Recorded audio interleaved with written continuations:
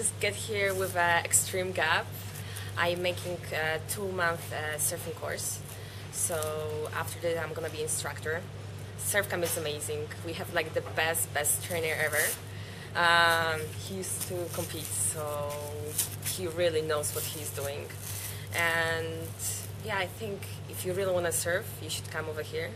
You're gonna catch all the waves, then you can go and surf other spots somewhere in Fiji or Bali. After 2 months, I think you can handle this.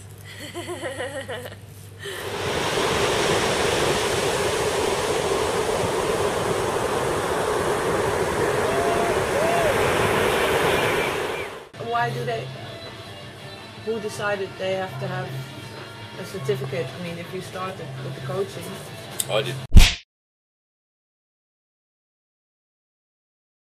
Because I didn't want you to come along and say that you were a surf coach and just arrive down the beach and teach somebody shocking things. And we had a really funny sport. To be able to surf, you've got to have an education with it. You can't just be totally dumb, otherwise you'll come out injured, dead or drowned or something. Mm-hmm.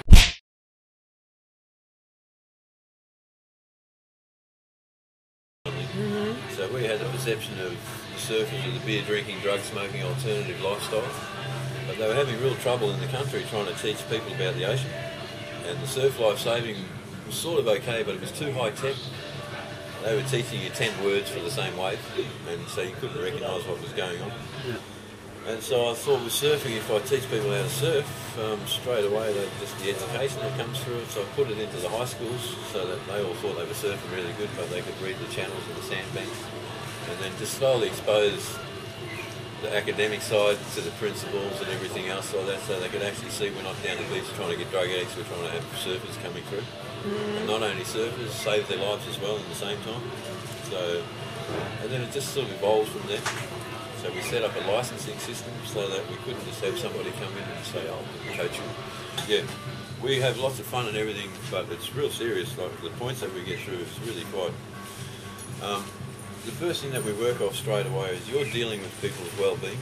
So if you've never been in the ocean before, if I take you in there and get you a wipeout, I've just taken the fun off you for the rest of your life because you'll shit yourself every time you do that. Yeah. And your moral duty as a coach is to not let that happen. Hence missing a lot of teeth and things like that. And Matty as well, like, hey? Oh yeah. I'll be off just after Christmas for 2 months to get 8 teeth put back in. All from surfing? Just having situations. Oh my God. Stepping in places. Oh, he's good. He's been cruising for a week.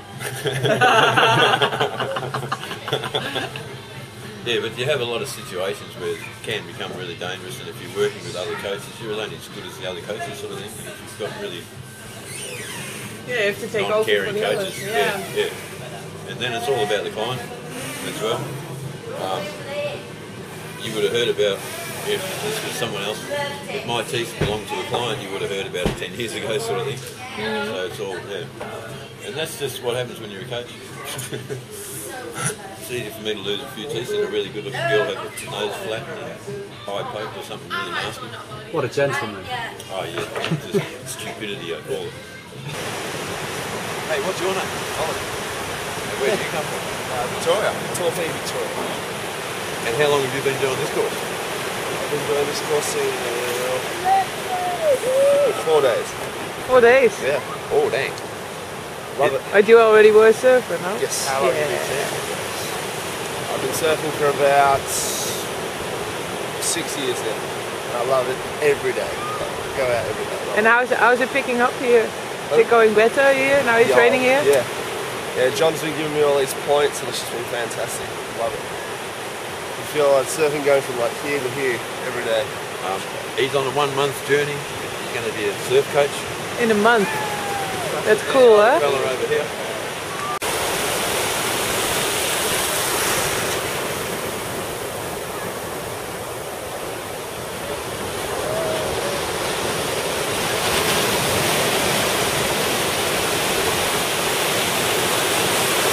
How are you liking it so far, Marie? What?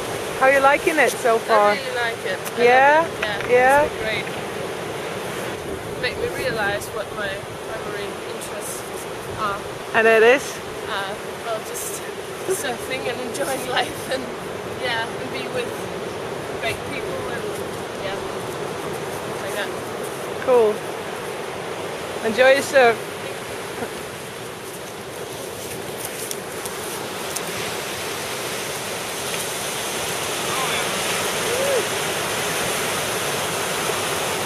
The surfing industry is really small. We're well spread out, but everybody links up and knows everything. And Yeah, you travel from here to there.